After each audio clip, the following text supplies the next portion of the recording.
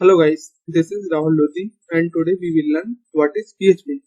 So PHP is an open source programming language and its full form is PHP Hypertext Preprocessor. So you have arise a question, what is open source programming language? So open source programming language means that language is not proprietary. It can be easily modified and it can be modified or built upon in a manner that is open to the public. And what is requirement for learn PHP? So the basic requirement to learn PHP, you have to basic knowledge of HTML, CSS and JavaScript. Thank you guys. If you like that video, so please like and subscribe our channel. Thank you.